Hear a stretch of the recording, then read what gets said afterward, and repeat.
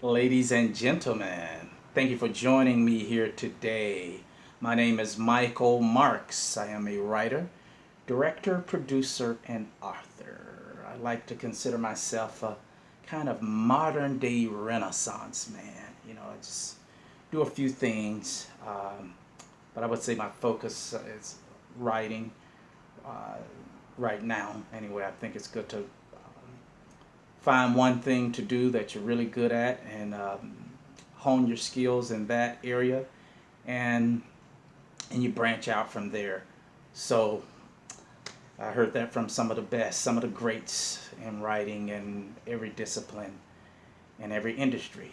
Because I love to learn. I have an insatiable desire to learn, and so the best learning are in books. The best learning is in books, rather.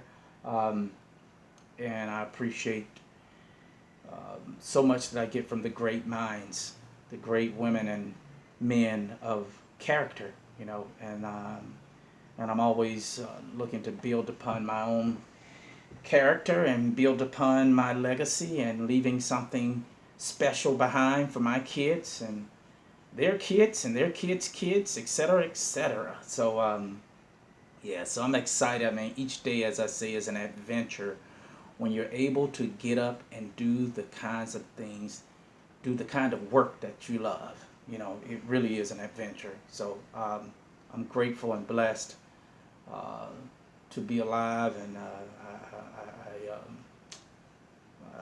my creator is awesome. So, anyway, well, you notice I have my gear on, my Lakers gear. I'm a big Lakers fan. I moved from Atlanta about 22 years ago. 23rd, 20. It will make 23 years on the 8th of July, July 8th. 22 years ago, I moved here, but it will be 23 on July 8th. So, with that being said, I didn't move here and become a Laker fan. I was always, even when I was in Atlanta, I was a Laker fan. I mean, since the Johnson days and all that. So this just made it sweeter when I moved here to California. That is, I'm 20, about to be 23 years ago. So wow. So yeah, with that being said, speaking of books, I about a couple of months ago, I read this book, Phil Jackson's book. Oh boy, if you can see that, 11 Rings. 11 Rings, and of course, this book, Phil Jackson talks a lot about coaching Michael Jordan from the Bulls, in which they got those 6 rings, 6 championships, and coaching Kobe Bryant.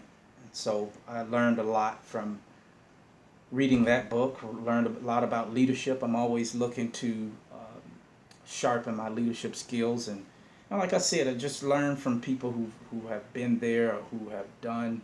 Not that they all have to do these like great, extraordinary things. You can find, uh, you can learn from people like just in everyday society, your parents, your cousins, your friends, etc. But the reason I'm here, I wanted to talk to you about. There was something that struck me between. I want to talk about Kobe Bryant's his philosophy and Dr. Myles Monroe. If you don't know who Dr. Myles Monroe is, he is a Bahamian minister who ran a couple of churches. He was the leadership of a couple of churches, and I think I first came across Dr. Myles Monroe on a television show years ago, um, but I would listen to his YouTube links of his YouTube clips, YouTube videos, and stuff like that, and became sort of reacquainted with his word and reacquainted with his style and his philosophy and all that. But I was struck by the similarities in philosophy between Kobe Bryant and Dr. Myles Monroe.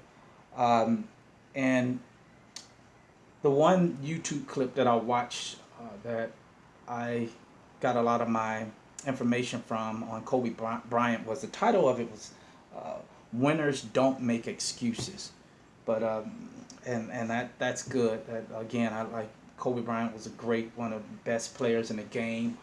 My favorite player on my favorite team, and of course we all know about his passing, along with his daughter Gigi and seven others. And that was a very tragic, sad day for everybody, for the world. Certainly me. You better believe that. So, yeah. So anyway, and speaking of that, speaking of which, another similarity. Well, I haven't gotten into the philosophy, but what struck me was I didn't know this until last night. I looked up Dr. Miles Monroe, and I discovered that just like Kobe, I mean, let me show you a picture of Myles Munroe. It's Dr. Myles Munroe. Um, Dr. Myles Munroe, actually died in a plane crash along with his wife, Ruth, and daughter, Sharissa, and members of his Bahama Faith Ministries. So that really struck me. I was like, wow, I wasn't even, that just fell upon me, fell in my lap. I just had no idea. I honestly thought he was still living. I didn't know. I mean, you watch these YouTube clips and I don't even think about that type of stuff. And then I just happened to look him up and say, let me read a little bit more about him. And it said that he, just like Kobe Bryant and his daughter and the others, he died in a plane crash right along with his own daughter and his wife. So that was very wow. I mean, I was just riveted to that. Um, it says Myles Munroe was a pastor, best-selling author, and motivational speaker who wielded a huge influence on millions of evangelical Christians around the world. So that was, like I said, I was like, wow, I didn't know that. That's as I go into talking about the similar philosophy, that was a pointed thing for me, not only pointed but poignant information for me to take note of.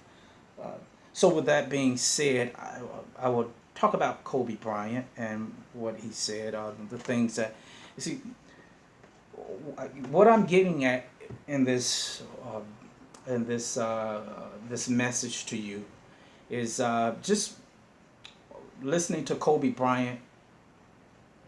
You know that you can have limitations, and we all have limitations, but that doesn't have to stop you from being great. That doesn't have to stop you from being your very best uh, and giving your best. And I'll quote for you right here. And again, this was just so powerful, which is where I wrote it down, and I'm comparing these two men again, Dr. Myles Munroe and Kobe Bryant. Okay, so right here, give me a moment, people.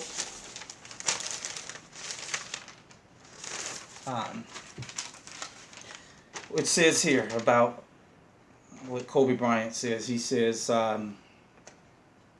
it's nice. I'm kind of paraphrasing. I'm not gonna say I'm quoting. Some of it will be quote whatever, but he said it's nice to be able to palm the basketball, and from that he went on to say, my hands are big, but they are not massive. There are other players that are with much larger hands. In other words, he says, this is a quote, I was quick, but not insanely quick. I think about people like Russell Westbrook. It's very quick. He's one of my favorite players too. And then he says, I was fast, but not ridiculously fast. That also can be Russell Westbrook. There are a lot of fast guys. So, and then he goes on, Kobe Bryant's making this point. So I had to rely on skill. a lot more. I had to rely on angles a lot more. I had to study the game a lot more. That's what Kobe Bryant says. He went on to say, when he goes into training, when I go into when he goes into training or game mode, he switches his mindset to something else. There's a click. There's a total mindset switch. He says it's the equivalent, and this is a quote, to Maximus Decimus Meridius from the scene Gladiator. If you saw that movie, that was I forget the actor's name, played that part. Maximus Decimus Meridius. He says, in which the scene in which Maximus Decimus Meridius is picking up the dirt, he smells the dirt. It's go time. It's a mental switch, and that's what Kobe attributed to his approach to the game. He goes on and he talks about it's like being in a cage. He says it's like an actor preparing for a film. You have to switch into that character. And then when he said, when I get into that cage, he says, don't touch me, don't talk to me, leave me alone. That's what he said, and that is also a quote. I remember that. And so, again, the preparation of being great. And that's the thing. So with that being said, Dr. Myles Munroe, similarity. This similarity is the lion, I want to point out. Dr. Myles Munroe talked about the lion and the spirit of leadership. And then what struck me is a lot of what he said was Dr. Myles Munroe about the mindset of, he said, leaders think differently from followers. He said leaders think differently from followers. That's what makes them unique. That's what makes them unique. And it brings me back again. My mind was just all over the place. I was thinking about all of this, these similarities and this powerful message and stuff, because I learned a lot by reading that book, 11 Rings, Phil Jackson's book, and it talks a lot about Kobe Bryant not following the crowd. He was his own man, and while the other players, and this didn't come without a lot of criticism. I remember some of the commentators on television would talk about Kobe and talk about the teammates not liking that he wouldn't want to hang out with them and do stuff with them, and then the book talks about it too. He was, while the other players were going out partying, going to dinner, hanging out with each other and drinking and stuff like that, Kobe would be watching game footage. He would be in a gym somewhere taking a ton of shots. He said everything, and this is another paraphrase of a quote. He said everything was done to make him better at the game, to learn as much as he could. Everything was done in preparation of the game, and he had an obsessive mentality, mindset. And an obsession is not bad all the time. Anything can be bad, but obsession, when it comes to your goals and your dreams and things that you want to do, and if you want to reach the next level, it takes obsession, I believe. And I think it's and I want to learn from guys like Kobe and women who have that kind of, anybody who has that kind of obsession to be the best version of themselves. I want to be the best version of myself, and so if it takes obsession, then that's what it takes. A healthy obsession, but sometimes I guess it has to be unhealthy. Life is not always balanced, but you have to do what you need to do to get where you see yourself being. And so going back to Dr. Myles Munroe, now this is going to compare the lion. He said lions are known for their leadership. Okay, we talk about Kobe Bryant, and his spirit of leadership and not being a follower. And he went on, Dr. Myles Munroe says, the lion is a great source of encouragement because, number one, the lion is not the tallest animal in the jungle. Number two, the lion is not the largest animal in the jungle. Number three, the lion is not the heaviest animal in the jungle. Number four, the lion is not the smartest or the most intelligent animal in the jungle. And yet, the lion is the king. You don't have to have an advantage to be a leader, Dr. Myles Munroe says. He says, he goes on, Myles Munroe, Dr. Myles Munroe, the lion is not larger than a giraffe, or bigger than the elephant, or heavier than the hippo, and not as smart as the hyena or the snake. But yet, he runs things. The lion runs things. When a lion walks up, they all run away. All the animals run away. And then this was very powerful to me, was when he went on, Dr. Myles Munroe went on to say, the lion therefore cancels all of your excuses for not becoming a leader.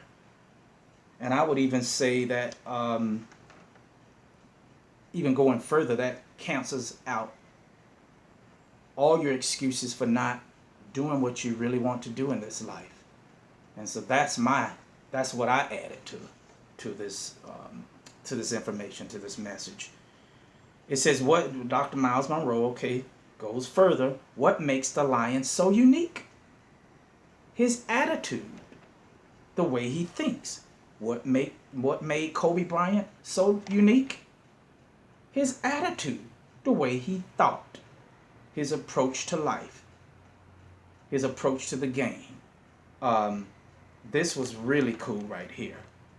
Listen to this. This is, I would underscore this if I had this on a screen on a PowerPoint presentation. It says, an army of sheep, this is Dr. Myles Munroe, An army of sheep led by a lion will always defeat an army of lions led by a sheep. Did you hear that? An army of sheep led by a lion will always defeat an army of lions led by a sheep. And then he goes on, Dr. Myles Munroe, because leadership can transform cowards into violent warriors. A sheep, because of his nature, cannot transform lions into violent warriors. But a lion leading sheep can do that because a lion has the spirit of leadership. That's the same thing again, Kobe Bryant. The spirit, he was able to transform his team with his leadership, with his fierceness, his absolute force of will. So he was able to transform his team into, if you will, violent warriors who ultimately won 5 championships, 5 titles, NBA titles. So that's very powerful to me. And then again, Dr. Myles Munroe goes on, why would a lion become the king of the jungle when he has all these limitations? Not the tallest, not the strongest, not the smartest, not the heaviest. Go back to, we juxtapose this with Kobe Bryant. Again, hands not as big, not massive, not insanely quick. Had to rely on angles. Well, why would he become the king, so to speak, of the jungle with all those limitations? Again, because of his attitude, the way he thought. It's the way you think. So, and then your thinking drives you to prepare a certain way. That's why Kobe Bryant was um, obsessive about his training, because his thinking was, my goal is to be the best in the game, and he said that. I saw the clip in which he said that. So, and again, the lion um, is the same way, and so I found it interesting that Dr. Miles Monroe went on to say that he made it his made a point to study the lion and the eagle. He said because, and I think he read the Bible, and that's how he determined that these two animals were both the kings of their domain. And the lion, of course, the king of the jungle, and the eagle, the king of the air, a king of his domain. No bird can fly as high as an eagle. An eagle soars, and an eagle gets. I remember readings as almost as high up as some jets. So that's powerful to me too. Um, so the similarity between the similarities in philosophy, or between Kobe Bryant and Dr. Miles Monroe was absolutely powerful and provoking to me, thought provoking, that is. And so this is something to be learned. Again,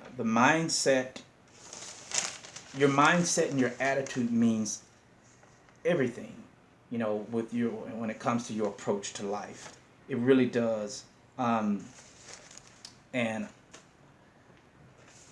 I aim to learn from the masters of life, and wow, the lion, what an awesome creature, you know. Um, I recall Dr. Miles Monroe went on to say that the creator equips he equipped what he has in him in the lion and the eagle, that spirit of leadership and that attitude, and the way the animal thinks. And he said the same thing.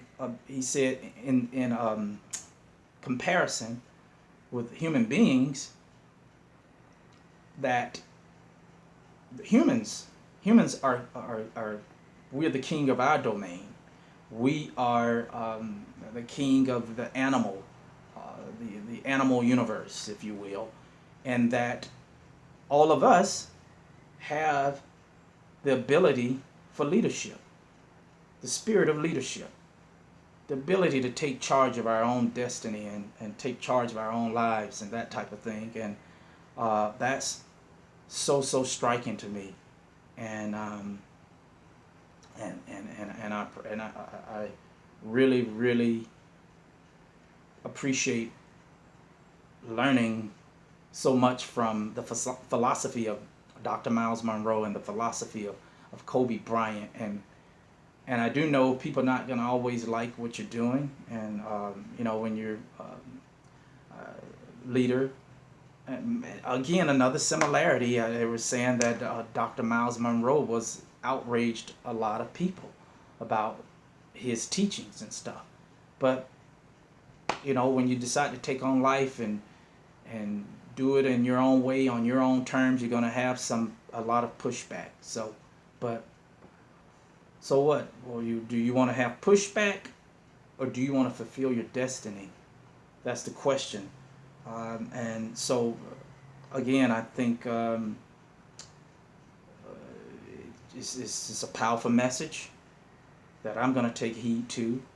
And I thank you for joining me here today. If you want to know more about me, you can contact me via email at marks4378@aol.com. What else? I'll spell it out. Marks. That's MARKS 43 78 at AOL.com. I have a movie coming out. I'm looking for some good people to join me in putting this thing together. I'm very, very excited about it. I'm so ready to get going on the production of it. Disappearance of Deliverance is the title, and it's about a man and his desperate search for his missing wife and kids. It's a thriller, suspense with a nice punch and dose of comedic relief, and I'm excited about it. I envision wonderful things with it, and I'm gonna keep working. I'm gonna keep working on it, and you'll hear about it. You'll hear about my actors. I'm excited about my actors. I'm so blessed to have a wonderful cast, and blessed to have a spirited producer and Stacy Alfonso, and I'm excited. You know, um, well, I'm gonna sign off by saying each day is an adventure when you wake up in the morning and you get to do the type of work that you love to do. That's true. Thank you for joining me here today, and you have a blessed day.